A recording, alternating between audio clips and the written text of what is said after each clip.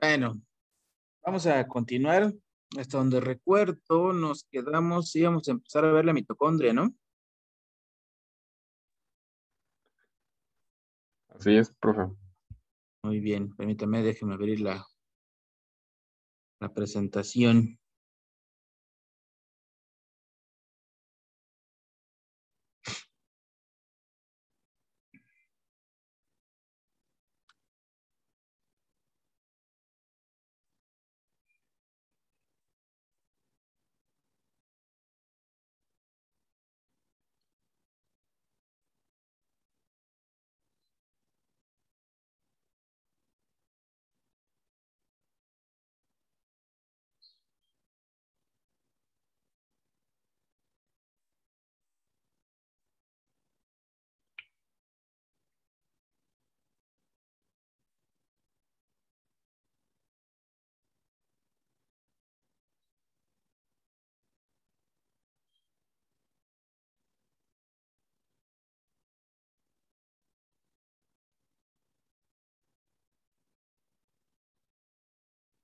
Acá nos quedamos, ¿no, muchachos? Muy bien, vamos a continuar entonces. El día de hoy vamos a ver mitocondria, cloroplasto,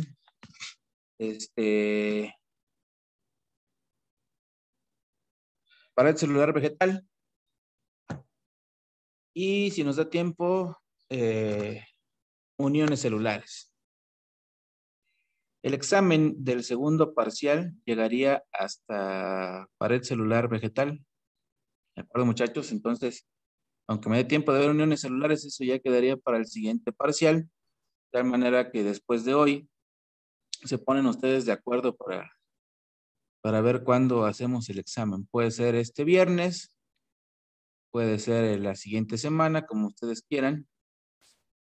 Pero estaba viendo justamente que el semestre, las clases, digámoslo así, pues tenemos todavía hasta el 12. Entonces vamos a acabar perfectamente el semestre a pesar de tantos atrasos. No va a haber ningún problema. Pero si se hace el siguiente viernes, de ese viernes o sea, el siguiente viernes es, me parece que 4 o 5, no me acuerdo.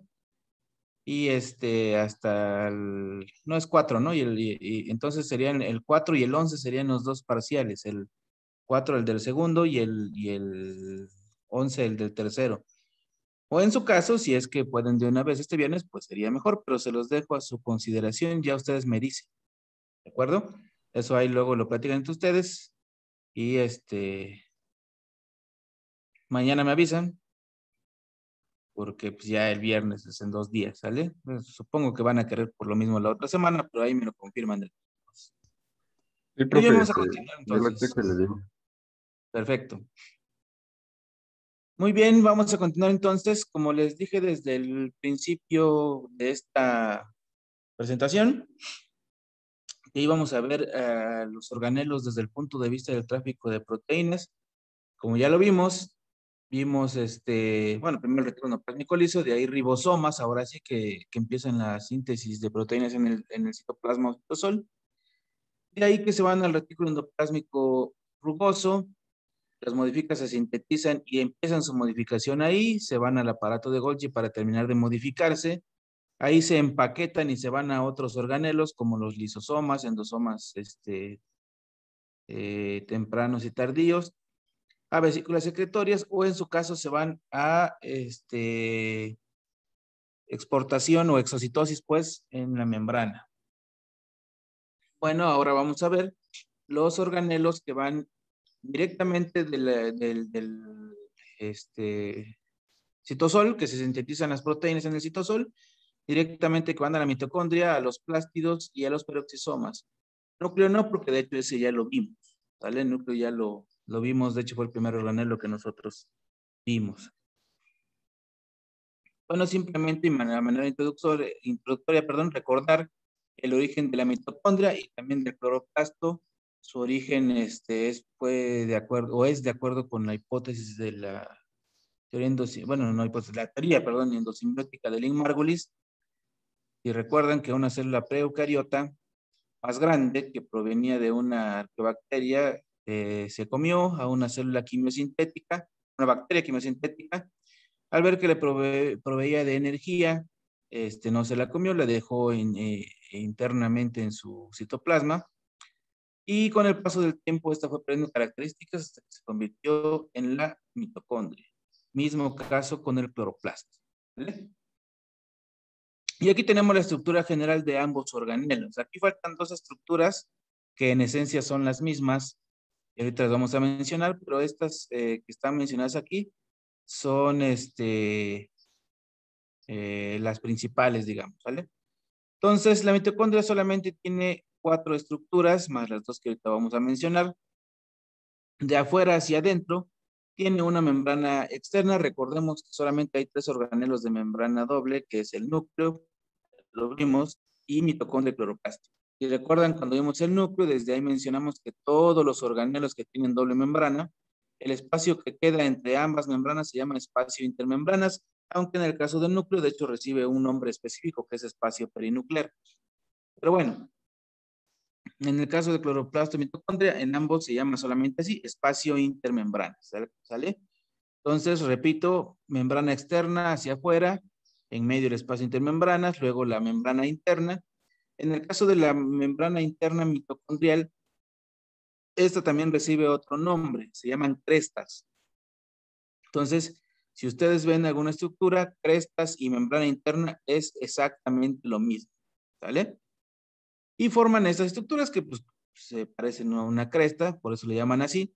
Es una invaginación de la membrana. De los organelos de doble membrana es el único que presenta estas invaginaciones y esto tiene una razón. En la membrana interna o crestas mitocondriales están las proteínas que forman parte de la cadena de transporte de electrones mitocondrial. Entonces, en esa zona se produce la energía pues de la célula. Si si la membrana fuera completamente plana o lineal, digámoslo así, el área que abarcarían esas, o más bien el área que tendría la membrana para que estuvieran las proteínas de la cadena de transporte de electrones sería muy pequeñita. Entonces, al tener esas imaginaciones, se aumenta el área en que pueden haber las proteínas de la cadena de transporte de electrones y se produce una mucho mayor energía. ¿Sale? Bueno, y la estructura interna, nuevamente, si ustedes recuerdan, dijimos que salvo núcleo, mitocondria y cloroplasto, que tienen de su estructura interna, su parte acuosa, tiene un nombre, y de todos los demás se llama lumen. Pues bueno, en este caso de la mitocondria se llama matriz, ¿vale? La estructura interna de la mitocondria es la matriz, y las dos estructuras que aquí hacen falta son las que justamente avalan la teoría de la endosimbiosis de Lynn-Margulis, que en este caso mitocondria y cloroplasto son los únicos organelos que poseen tanto un cromosoma circular y único, como además ribosomas, es decir, son los únicos organelos que pueden sintetizar proteínas. Bueno, organelos en su estructura interna, porque el otro organelo que sintetiza proteínas es el ribosoma tal cual, ¿sale? Pero en este caso de organelos que en su estructura interna, en su lumen, o en este caso matriz de la mitocondria, estroma del cloroplasto, pueden sintetizar proteínas solamente son estos dos, mitocondria y cloroplasto. Y además, independientemente de que sinteticen sus proteínas, sus ribosomas son 70S, y recordemos que los 70S son en bacterias, mientras que los ribosomas eucariotas, los que están en el citoplasma o en el retículo endoplasmático rugoso, son 80S, ¿vale?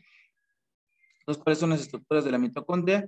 Membrana externa, espacio entre membranas, membrana interna o crestas, matriz, e inmersos en la matriz mitocondrial están el cromosoma único y circular y los ribosomas 70S. Por su parte, el cloroplasto tiene más estructuras.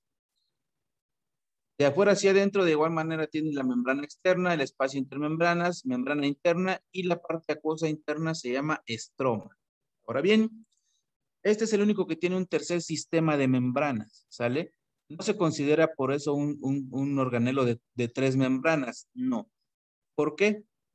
porque ese tercer sistema de membranas ya está dentro de su parte acuosa, que es el estroma, ahí está inmerso, ¿sale? Si fuera, por ejemplo, membrana externa, a lo mejor esta membrana intermedia, e inmediatamente siguiera ese otro sistema de membranas, ahí sí podríamos hablar de un organelo de 3 membranas, pero no es así. Tercer sistema ya está inmerso dentro del estroma, ¿sale? Entonces, por eso no se considera organelo de 3 membranas.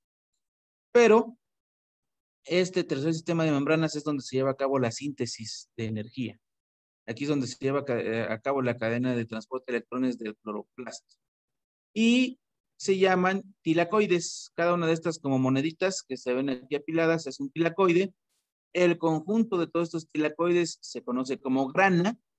Aquí no lo menciona, pero yo si se los pregunto, si lo tienen que mencionar, los grana, conjunto de tilacoides. Y a su vez, cada conjunto de tilacoides, cada grana, pues, está unido por una membrana que tiene un nombre medio extraño, pero así se llama, lamela. ¿Vale? No es albure, muchachos, así se llama. Pues también no es lámela, es lamela. Quede bien claro ese nombrecito. ¿Vale? Sale, profe. También, al igual que la mitocondria, aunque aquí no está mencionado, tiene su propia estructura que es circular, de ADN y único, y sus ribosomas 70S también.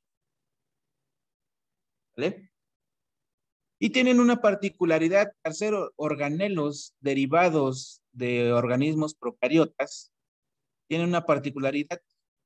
Recuerden que cuando vimos citoesqueleto, al final vimos que las bacterias, recientemente se ha descubierto que tienen estructuras semejantes a los elementos del citoesqueleto eucariota, ¿vale? Entonces, cuando Lynn Margulis propuso la teoría endosimbiótica, ella la propuso en base a los ribosomas 70S que poseen mitocondria y cloroplasto y su ADN único y circular. Pero incluso recientemente se descubrió una tercera situación que todavía apoya más esa teoría endosimbiótica. Y es que tanto mitocondrias como cloroplastos, para empezar, se pueden dividir ellos solitos y con eso producir más mitocondrias y más cloroplastos. Pero además, en su proceso de división, interviene una proteína que se llama FTSZ, que si recuerdan, es ¿cómo se llama? Uno de los elementos justamente que estaba en el citoesqueleto bacteriano. A ver, permítame tantito, ¿eh?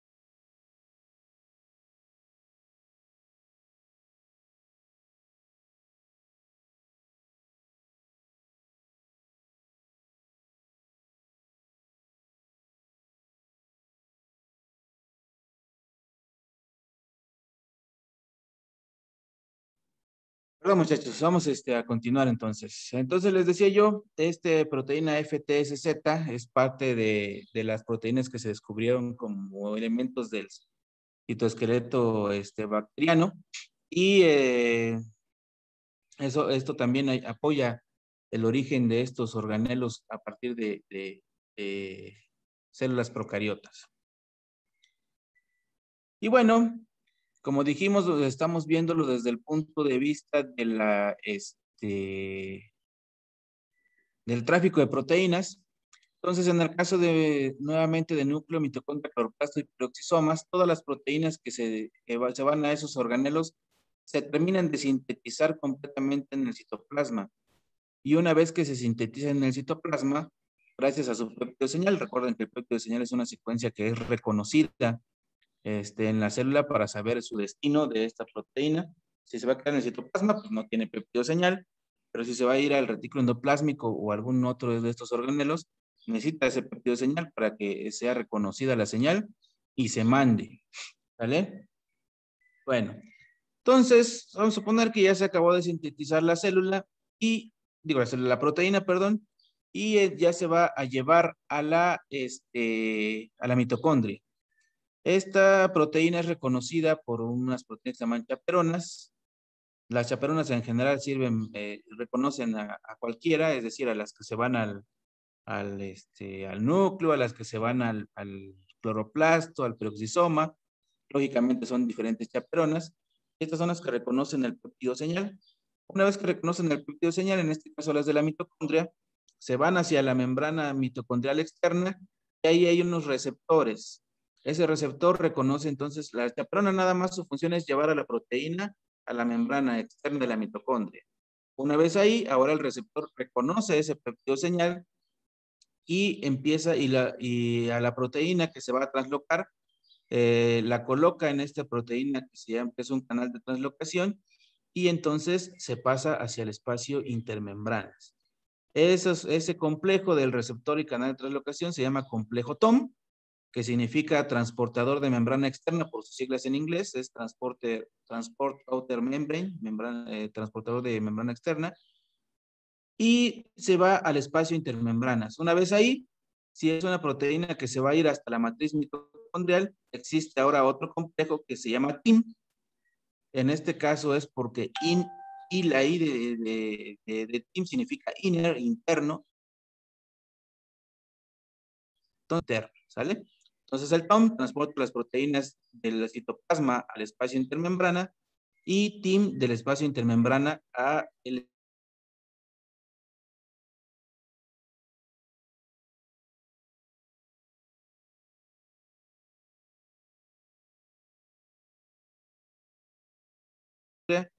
el péptido señal reconocido por el receptor del complejo TIM y entonces la proteína inicia su proceso de translocación. Si se va a llegar hasta la matriz mitocondrial, también es reconocido por TIM y una vez dentro de la matriz mitocondrial ese péptido señal es cortado.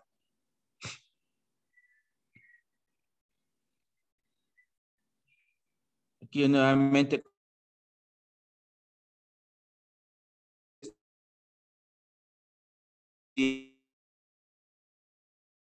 proteínas que les digo, la chaperona, en este caso es una que se llama HSP70 y es citosólica porque internamente también hay una chaperona HSP70, pero esta es una HSP70 mitocondrial, ¿vale? Entonces es lo mismo, excepto que recalco aquí sí aparece la chaperona. Y bueno, lógicamente la membrana mitocondrial externa puede necesitar también proteínas. Entonces, ¿cómo le hace para saberlo? Porque el espacio intermembranas también tiene chaperonas. Si la proteína es una que se debe de quedar en el espacio, perdón, en la membrana externa, esas chaperonas reconocen la proteína en el espacio intermembranas y al reconocerla, le llevan a este complejo que se llama SAM. Ese complejo que hace que la proteína quede en la membrana. Y en el caso de las proteínas que se van a quedar en la membrana interna, tienen un segundo péptido señal. El primero es el que va a hacer que la proteína sea translocada al espacio intermembranas. El segundo es el que va a reconocer la proteína TIM. Perdón, ese mismo primero lo va a reconocer la proteína TIM e incluso ingresa hasta la matriz.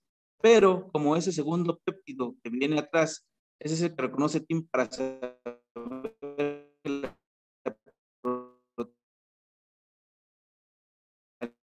ese primer péptido siempre va a ser cortado, que es el péptido señal. Que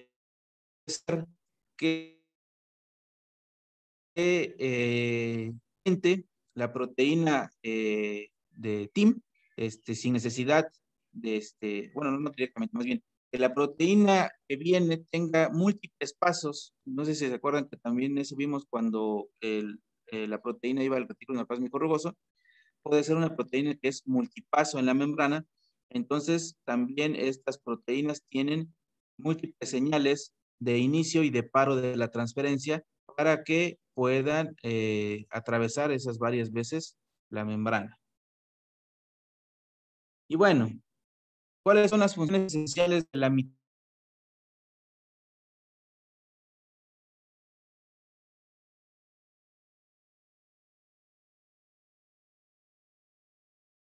Esenciales de la mitocondria son hasta la cadena de transporte de electrones, ¿vale? La glucólisis no, pero presentamos o ponemos este proceso aquí, porque al fin de cuentas es el proceso como con el que inicia, perdón, la degradación de la glucosa, ¿vale? Que es la molécula que nos da la energía. Ahora bien, si carecemos de glucosa, la célula puede utilizar ácidos grasos o aminoácidos que entran directamente en la formación de la acetilcoenzima A. De la acetilcoenzima A se va al ciclo del ácido cítrico. Esto se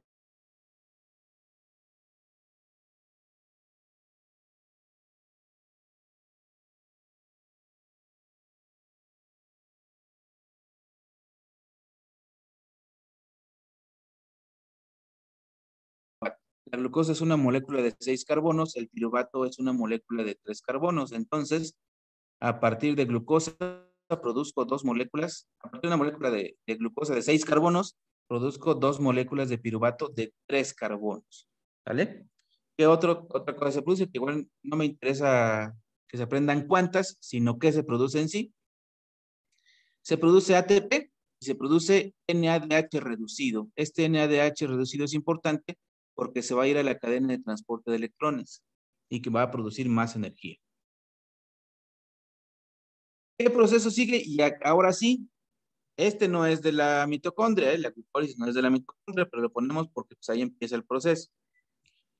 ¿Qué procesos ya son en la mitocondria y que ya son funciones de la mitocondria? Primer proceso, descarboxilación oxidativa. ¿A qué se refiere eso? Descarboxilación, quita un carbono. El piruvato dijimos que era de 3 carbonos, pierde uno en forma de dióxido de carbono. No me importa de igual manera que se aprendan esas enzimas, porque eso lo van a ver en bioquímica metabólica. Lo que sí me interesa es que vean que al final, ¿qué se produce? A partir de la coenzima A, ese piruvato que perdió un carbono, queda con 2 carbonos. Esos 2 carbonos se convierten en un grupo acetilo y se unen a la coenzima A, obteniéndose acetilcoenzima A. ¿Qué otra cosa importante se produce? NADH. Y esa acetilcoenzima A se va o entra a otro proceso que es el ciclo del ácido cítrico. ¿Por qué se llama ciclo del ácido cítrico? Porque es el primer compuesto que se produce, el citrato o ácido cítrico.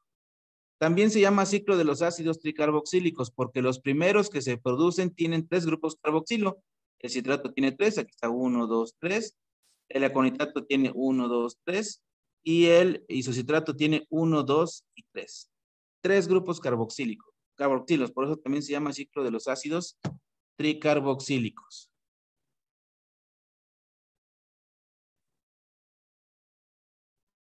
Luego, también tiene otro nombre que se llama ciclo de Krebs. De hecho, así es más conocido como el ciclo de Krebs, en honor a la persona, al investigador que lo descubrió. ¿Vale? Ahora, ¿qué de importante? Recalco que aquí no me interesa que se aprendan todo este ciclo. Lo que me interesa es que entiendan que se produce más energía, forma de ATP. Bueno, en este caso, de hecho, se produce GTP, pero se intercambia a ATP, pues, ¿vale? Y se producen más NADHs y otro más que se llama FADHs, FADH2. Estos entran a la cadena de transporte de electrones, igual que los que se produjeron en la glucólisis, los NADHs, igual que el NADH que se produjo en la descarboxilación oxidativa, se van a la cadena de transporte de electrones y me producen más energía. Ahora bien, antes de llegar a la cadena de transporte de electrones, hay un proceso alternativo. Me voy a regresar tantito aquí.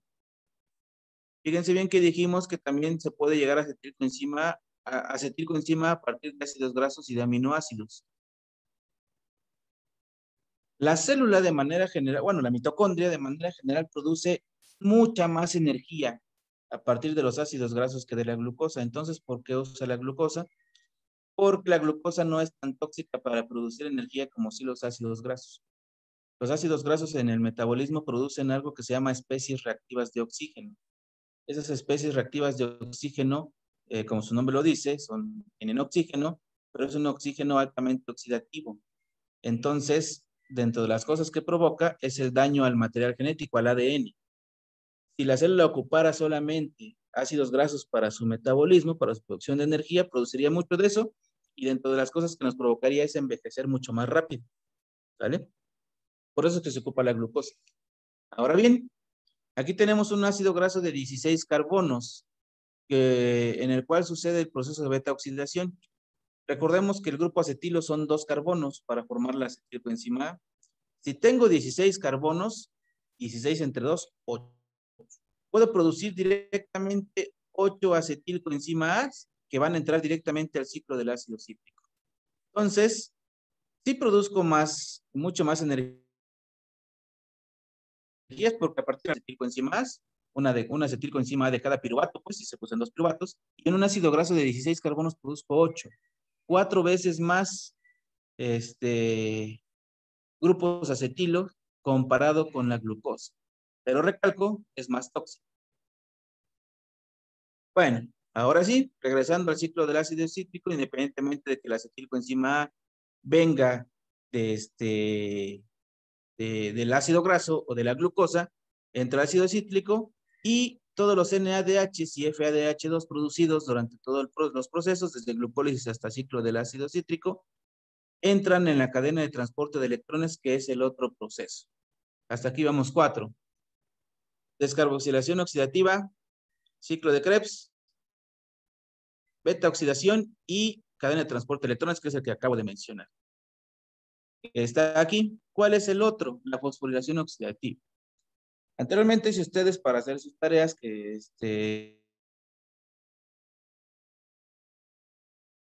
si por ahí alguno encontró información en algún libro viejito, anteriormente la cadena de transporte de electrones incluía el proceso de síntesis de ATP, de tal manera que eran 5 complejos los que mencionaban ahí. Actualmente esos procesos se separaron y por eso es que nada más hay 4 complejos de la cadena de transporte de electrones, y el que era el quinto complejo, pues simplemente es ahora el complejo ATP sintetasa, que es parte de la fosforilación oxidativa, es decir, el proceso de síntesis de ATP se llama fosforilación oxidativa, ¿vale? Es lo que sí me interesa que se aprendan o que se recuerden. Los nombres de estos. No me digan el nombre así como complejo 1, 2, 3 y 4, porque eso no lo voy a aceptar. Lo que es su nombre como tal es, este complejo se llama NADH deshidrogenasa. ¿Por qué se llama así? Porque aquí llegan los NADHs que mencionamos que se producen desde la glucólisis hasta el ciclo de Krebs. Aquí llegan los NADHs, ceden su hidrógeno, quedan como NAD oxidado, con el hidrógeno es NAD reducido, NADH, ceden su hidrógeno y el hidrógeno se parte o se descompone en los electrones y en los protones de hidrógeno, ¿sale? Los electrones entonces avanzan hasta esta proteína que se llama coenzima Q y de ahí pasan al complejo 3 y 4. No pasan a través del 2. ¿Por qué no? Porque este complejo que antes se llamaba succinato deshidrogenasa, ahora se llama FADH2 deshidrogenasa, es porque aquí lógicamente llegan todos los FADH2 producidos en el ciclo de Krebs, ceden sus hidrógenos igual que el NAD, y de la misma manera se rompen en protones de hidrógeno y en electrones, los cuales también los electrones van a pasar a la coenzima Q y luego al complejo 3, y los protones de hidrógeno van quedando en el espacio intermembrana. Por lo tanto, van quedando con carga positiva y el interior con carga negativa. Bueno, el complejo 3 se llama citocromo oxidasa y del citocromo oxidasa se van al complejo 4 que se llama citocromo óxido reductasa. ¿Vale? Ahora bien, estos protones de hidrógeno se van al llegar aquí al complejo del ATP sintetasa, más los electrones que venían de esta cadena de transporte de electrones, se vuelve a juntar para formar el hidrógeno completo, el átomo de hidrógeno completo, y ese paso de esos átomos de hidrógeno a través de este complejo se llama, cede la energía, o da la energía para que ocurra esto de aquí, que a partir del ADP más el fosfato inorgánico se forme la moneda energética que es el ATP, ¿vale? Y pasa una situación, al formarse otra vez el protón de hidrógeno, bueno, el átomo de hidrógeno completo, estos pueden ser tóxicos para la célula, entonces lo que hace es, gracias al oxígeno que nosotros respiramos, por eso es que también este proceso lo han de haber encontrado como la cadena respiratoria, ¿vale? Aquí es donde se ocupa el oxígeno. En el mismo complejo 4, que me sirvió para transportar electrones, también me sirve para que el oxígeno más los átomos de hidrógeno se conviertan en agua. Porque si se queda como hidrógeno solito, va a ser tóxico para la mitocondria y en última instancia incluso para la célula. Entonces, ¿para qué me sirve el agua? Pues justamente para que los electrones y protones de hidrógeno terminen, que no se queden ahí, no sean tóxicos, y por eso me termina formando el agua. Para eso ocupo el oxígeno. ¿Vale?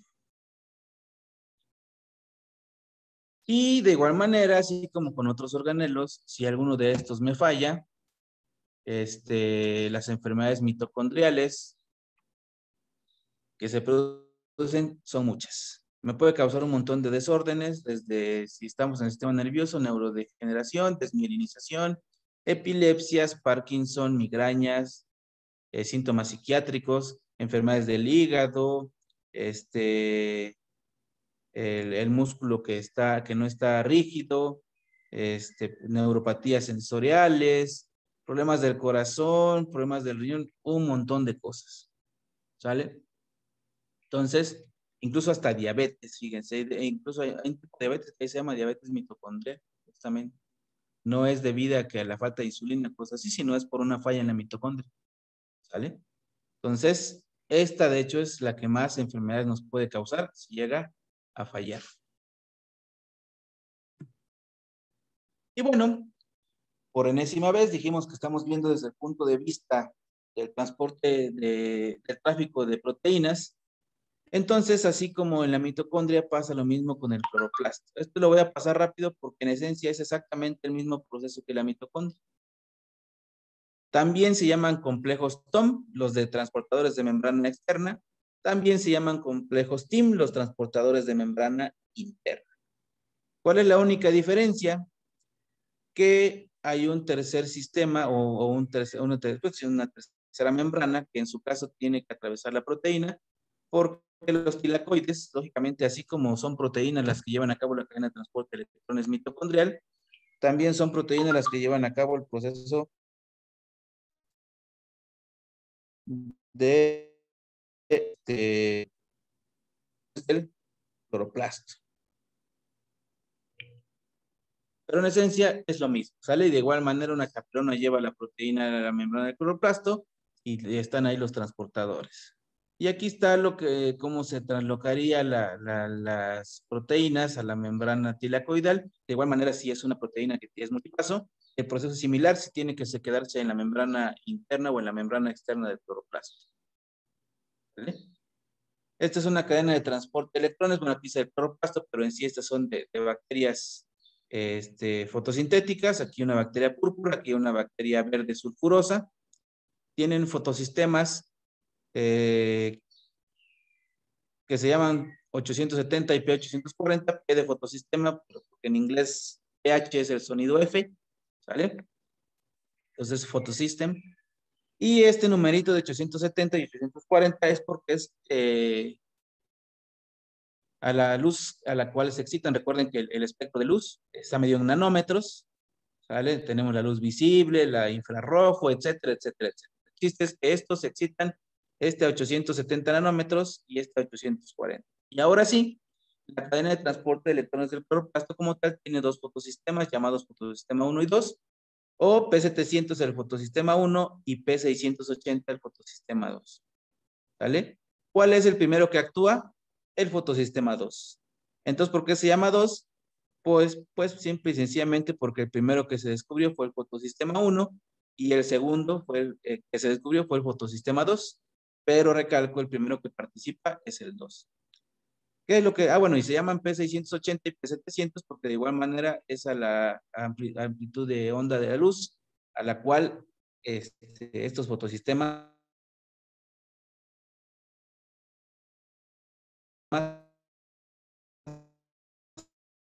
actúan. No me diferencia con mitocondria. El aceptor final de electrones y protones de hidrógeno en la mitocondria es el oxígeno. Y quien cede desde al final de cuentas los NADH y FADH, ¿de dónde vienen? De la degradación de la glucosa. Por eso desde la glucólisis tenemos NADH. Entonces, ¿de dónde provienen esos los hidrógenos, perdón? De la degradación de la glucosa. En el caso de la cadena de transporte de electrones del cloroplasto, los hidrógenos vienen de la hidrólisis del agua, ¿sale? En la mitocondria al final se formaba agua. Aquí el agua se hidroliza. Al hidrolizarse, me produce, lógicamente aquí dice una sola molécula de agua, media molécula de oxígeno molecular, de O2 pues, pero lógicamente aquí serían 2 moléculas de agua para formar un oxígeno molecular, un O2. Entonces, por eso aquí la planta libera oxígeno, nosotros liberamos dióxido de carbono y consumimos el oxígeno. Las plantas producen oxígeno, consumen el dióxido de carbono en el siguiente proceso que ahorita vamos a ver. Bueno, entonces llega la luz a 680 nanómetros, excita el fotosistema 2, eleva su energía. Aquí ya los hidrógenos se rompieron en los protones de hidrógeno y los electrones. Los electrones pasan a través de otras proteínas que son feofitina, plastoquinona A y B, citocromo B6F, plastocianina y llegan al P700. Esta razón de cómo van las flechas es porque la energía va disminuyendo. Cuando llegan al P700, el P700 se excita a 700 nanómetros y eleva otra vez el nivel energético. Pasan a una proteína que se llama A0, A1, un complejo ferrosulfuroso, una proteína que se llama ferredoxina y ya finalmente a una que es ferredoxina NADP óxido reductasa. ¿Qué es lo que hace? Esta molécula que es NADP, gracias a los hidrógenos y electrones que vienen de la cadena de transporte, lo reduce a NADPH. En esencia es el mismo que el NAD, el NAT de la mitocondria, excepto que este está fosforilado, por eso es NADP. Aquí otra diferencia muy importante. Desde la glucólisis en el citoplasma y pasando por la descarboxilación oxidativa, el ciclo de Krebs e incluso la beta oxidación de los ácidos grasos, ahí se producen los NADH para ser consumidos en la cadena de transporte de electrones. Aquí es al revés. Aquí se producen, pero no se consumen aquí.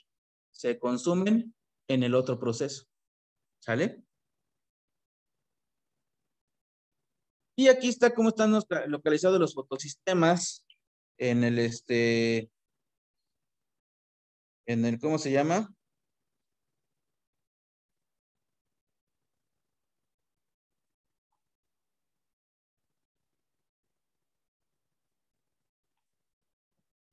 Están localizados en la membrana de los tilacoides. Y aquí está lo que les decía. Bueno, primero una monedita se llama tilacoide, el conjunto de monedas se llama grana, y lo que les decía, esta membranita que une granas diferentes se llama lamela. ¿Vale? Y de igual manera, así como después de la cadena de transporte de electrones viene el proceso de fosforilación oxidativa, que es la síntesis del ATP, aquí también viene un proceso de fosforilación, pero como está dado por la luz, se llama fotofosforilación. Bueno, la luz que excita los fotosistemas, porque de igual manera la fosforilación oxidativa está dada por el bombeo de los protones de hidrógeno, que al juntarse con sus electrones, esa energía que liberan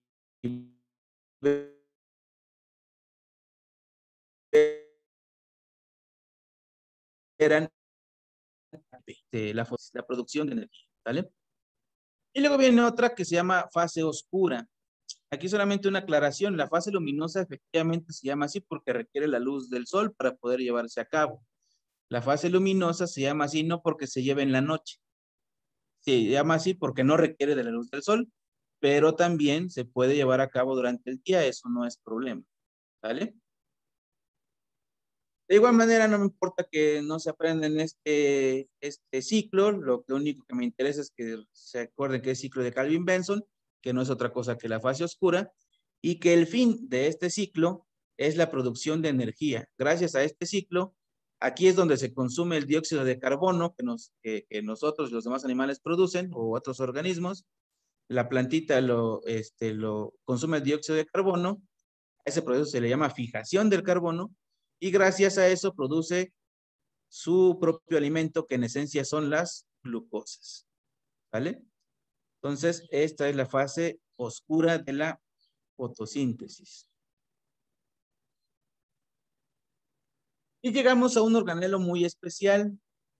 Este es un organelo que lo tiene algunos protistas como la tricomonas, que de hecho es un patógeno, sobre todo, también le da a los hombres, por supuesto, pero a quienes más les afecta es a las mujeres. Y de hecho, por eso su nombre es tricomonas vaginales, y es ahí donde se encuentra principalmente. Este organelo se llama hidrogenosoma y tiene una parte.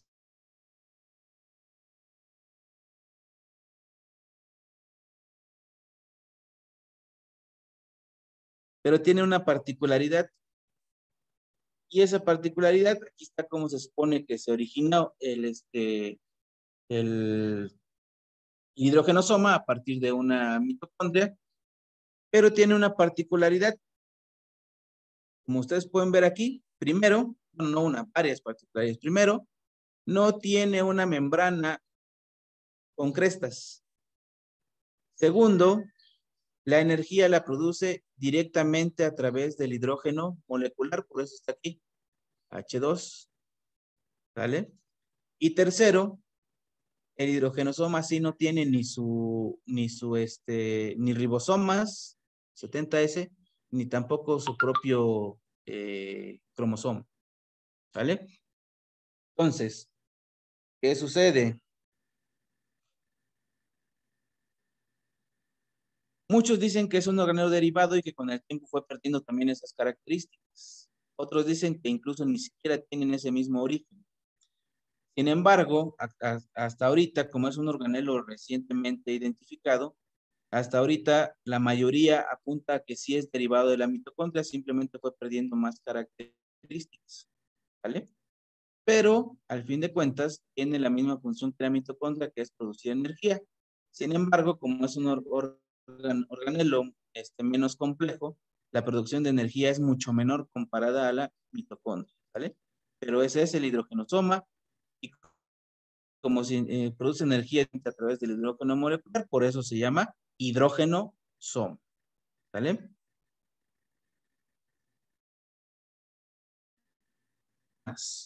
Los peroxisomas son un organelo bastante importante en los procesos. Ya mencionamos uno que es el retorno P450, destoxifica las drogas, ¿sale? Degrada pues algunos medicamentos. El peroxisoma destoxifica, pero este es el organelo que destoxifica las especies reactivas de oxígeno, no es decir, las que se mitocondria por el metabolismo de los ácidos grasos. De hecho, de por sí se produce también por el metabolismo de la glucosa, ¿vale? Las especies reactivas de oxígeno se van a producir sí o sí, pero los lípidos producen más. La degradación de los ácidos grasos producen todavía más. ¿Quién se encarga de eliminar esas especies reactivas de oxígeno? El peroxisoma. Pero como todo, tiene un límite. Entonces, no puede degradar todo. Si nosotros tenemos ciertos hábitos, el peroxisoma no va a poder degradar todo, ¿sale? Y básicamente el peroxisoma, gracias a la evaginación de la membrana del retículo endoplásmico liso, esa evaginación debe tener una particularidad, que debe tener proteínas precursoras del peroxisoma para que sean identificadas, y a su vez se producen proteínas que se produjeron, que sintetizaron en el citoplasma y que van a entrar al peroxisoma, eso va a hacer que madure, ¿sale?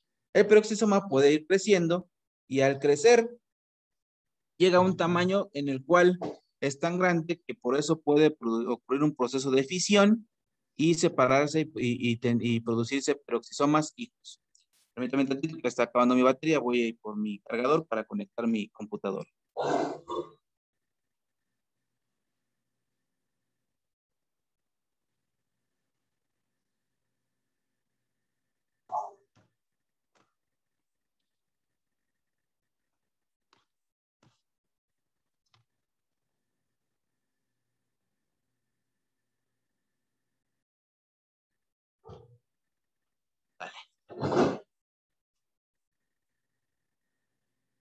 Y además, los peroxisomas tienen un lípido muy interesante que es el plasmalógeno. El plasmalógeno no lo tienen casi que nadie de los demás organelos y es entonces también algo que marca a la vesícula precursora del peroxisoma para que termine madurando en peroxisoma. Ahora bien, pensé que estaba aquí otra diapositiva que según yo había puesto, pero ya vi que no.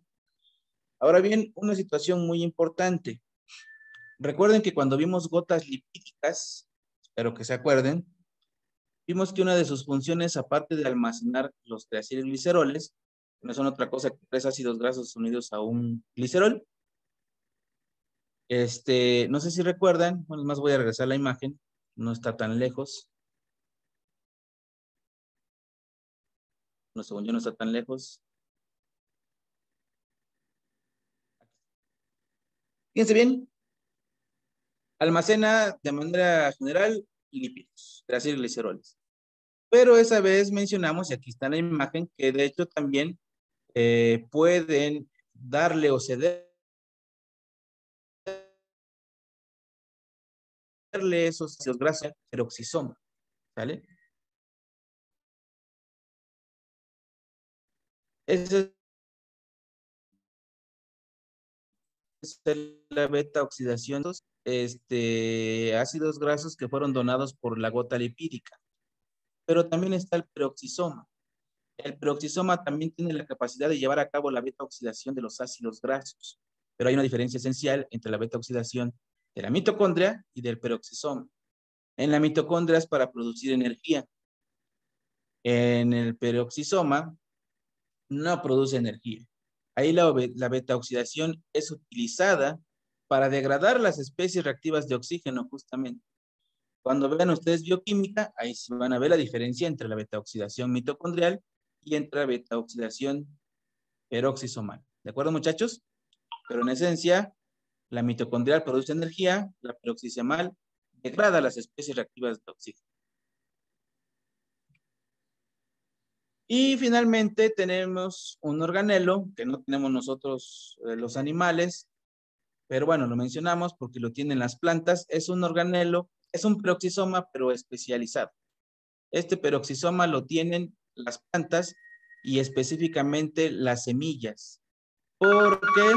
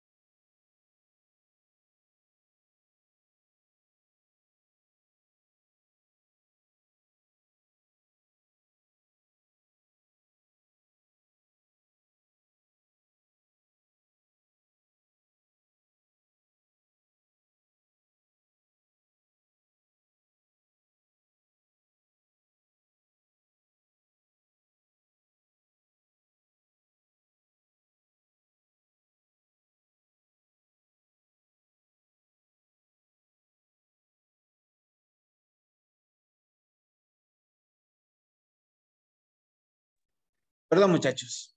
Entonces les decía yo, este glioxisoma es un peroxisoma especializado en las células vegetales, especialmente ¿cómo se llama? De las semillas, porque es un organelo que favorece la germinación de las semillas gracias a este compuesto que a partir del ciclo del glioxilato es un ciclo que se lleva a cabo ahí en las glioxisomas.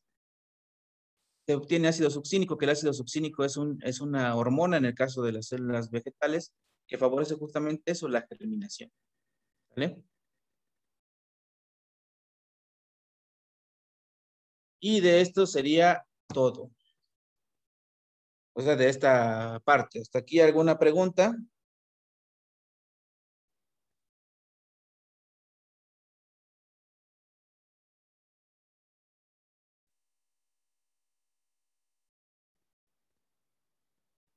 Hasta ahorita no, doctor.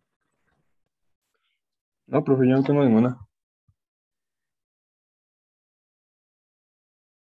Muy bien. Voy a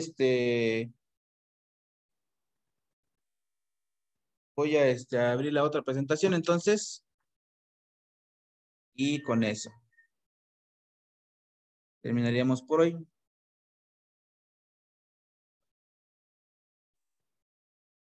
Esta presentación está mucho más corta, es mucho más rápida.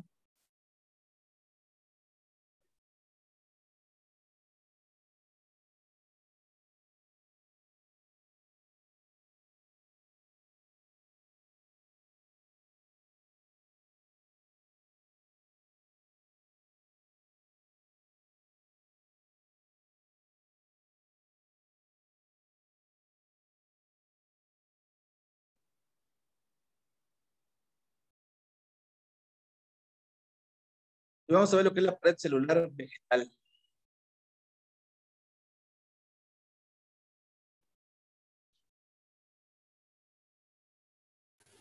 Profe, a partir de aquí es que dijo que ya es tercer parcial, ¿no? No, hasta aquí es el tercer parcial.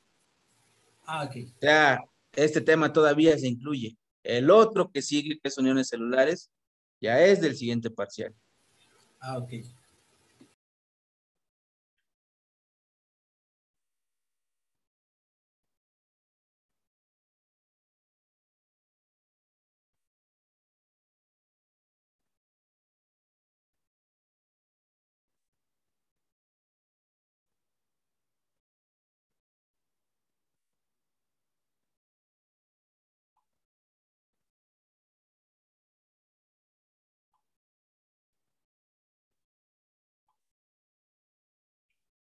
Muy bien, vamos a ver entonces lo que es la pared celular. Esto va a ser bastante rápido, ¿vale? No vamos a profundizar tanto, pero sí es importante ver. En esencia, vamos a ver la estructura de la pared celular. La pared celular, como ustedes seguramente han escuchado, lo más común que nos dicen, no, pues está formada por celulosa y es enlaces beta 1,4, que la diferencia esencial entre la celulosa y el almidón o el glucógeno que nosotros sí podemos digerir, solamente es eso. El almidón y el glucógeno están en enlaces alfa, mientras que la celulosa está en enlace beta, pero ambos son polímeros de glucosa, pues, ¿vale? Nada más por esa posición no lo podemos degradar. Pero no son única y exclusivamente celulosa, están compuestos de varias cosas. ¿Qué son esas cosas? Primero, de diferentes polisacáridos, no nada más la celulosa. También hay hemicelulosas y también hay otras que se llaman pectinas. También tenemos, dentro de la pared celular, hay proteínas estructurales, hay enzimas e incluso hay algunas células vegetales que tienen una pared secundaria que está compuesta por una estructura que se llama lignina. También pueden tener ceras, cutina y suberina. Entonces, aquí como decíamos, aquí tenemos una fibrilla de celulosa, que sí es el principal componente, por supuesto, pero no es el único. Y como dijimos, tiene enlaces beta, perdón, 1,4. Si estuviera la glucosa solita aquí habría un hidroxilo. Entonces, nada más porque el hidroxilo en el carbono 1 ve hacia arriba y el hidroxilo alfa ve hacia abajo, nada más por eso no lo podemos degradar, ¿sale? Pero es la misma glucosa. Bueno, esa es la celulosa en sí, que es el principal componente. Es un polímero de glucosa y está lineal, ¿sale? Porque el glucógeno y el almidón pueden tener ramificaciones alfa 1,6. En este caso solamente es puro lineal. Los otros compuestos son las semicelulosas. Las semicelulosas tienen una particularidad. La primera que se descubrió fue esta que está primero, que es el siloglucano. ¿Por qué se llamó hemicelulosa? Porque como ustedes pueden ver, tiene de manera lineal el compuesto que es la glucosa beta, con enlaces beta 1,4, ¿sale? Entonces, pues es parte celulosa, por así decirlo, pero tenía este otro carbohidrato, que en este caso es la gilosa, y pero como la base era de glucosa beta, por eso le pusieron hemicelulosa, o sea, como que mitad celulosa, pues, ¿no? Y su nombre, se le agrega el prefijo ano, en este caso, como la base es glucosa, por eso es glucano, y al principio se le agrega el nombre del carbohidrato que está en ramificación, por eso es gilo, ¿sale? Gilo, el ramificado, gluc del que forma la base y la terminación ano, giloglucano. Las siguientes hemicelulosas que se descubrieron, como ya le habían llamado a este compuesto hemicelulosa, pues a la siguiente le dejaron el nombre, pero en realidad, en sentido estricto, no son hemicelulosas porque ya no tienen a la glucosa beta como parte de su estructura. El siguiente es el glucurono arabino-gilano. Como ustedes pueden ver, ahora la base no es glucosa, es gilosa justamente. Y tiene ramificaciones de dos carbohidratos diferentes, este que es el ácido glucurónico y esta que es la arabinosa. Entonces, nuevamente, como dijimos, el nombre es en base a las ramificaciones, se agrega el prefijo, por eso glucurono de ácido glucurónico, arabino de arabinosa, gil del carbohidrato que es la base y la terminación ano. Glucurono, arabino, gilano. Y los otros dos que se han descubierto es el galactomanano y el glucomanano. O sea, esto que dice galacto y entre paréntesis gluco es porque son dos diferentes, ¿sale? Pero se pone aquí por una razón. En ambos la base es la manosa beta. La diferencia es que la ramificación puede ser galactosa y son puras galactosas y entonces galactomanano. Pero en lugar de galactosa puede haber glucosa y entonces sería glucomanano. ¿De acuerdo, muchachos? Entonces, estos en realidad son dos diferentes, pues. El galactomanano y el glucomanano.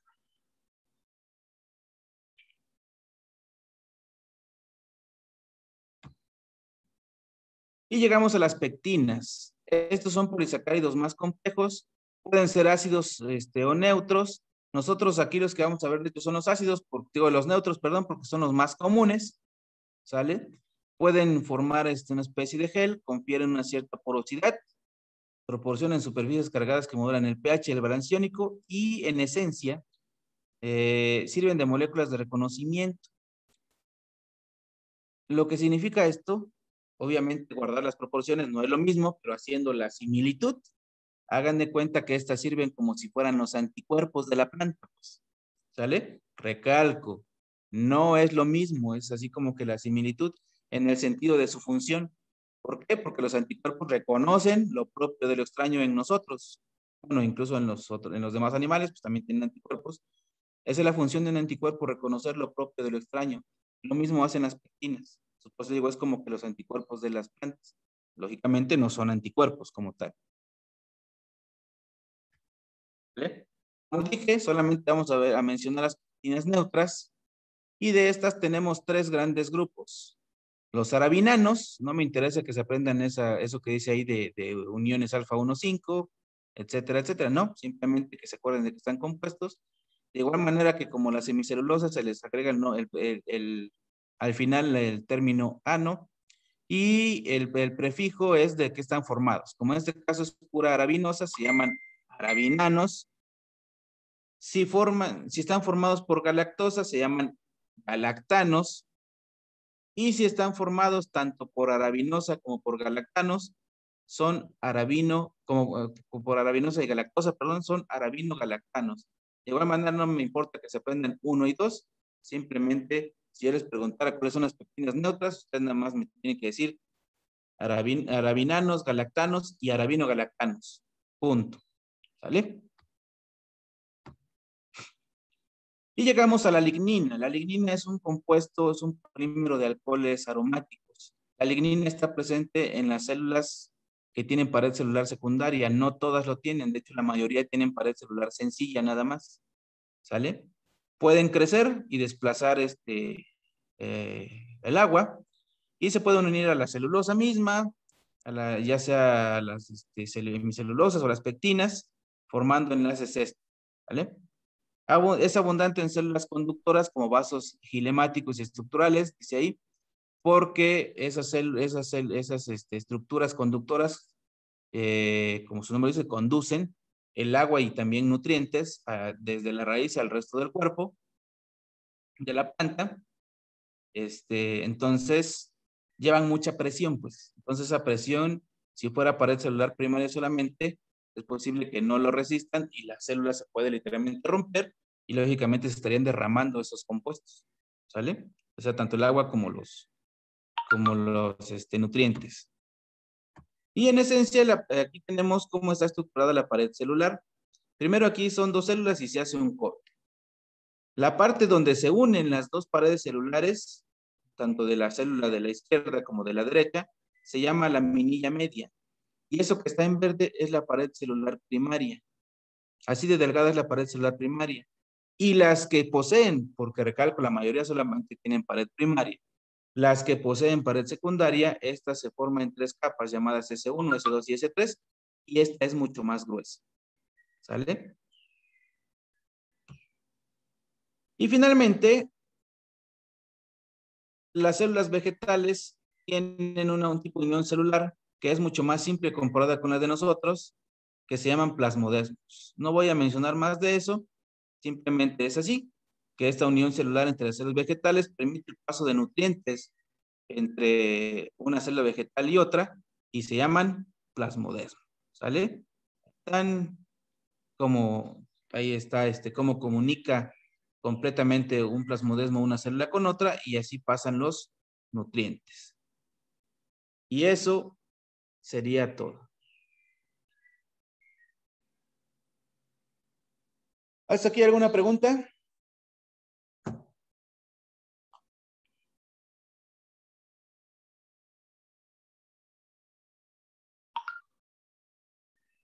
¿O todo bien?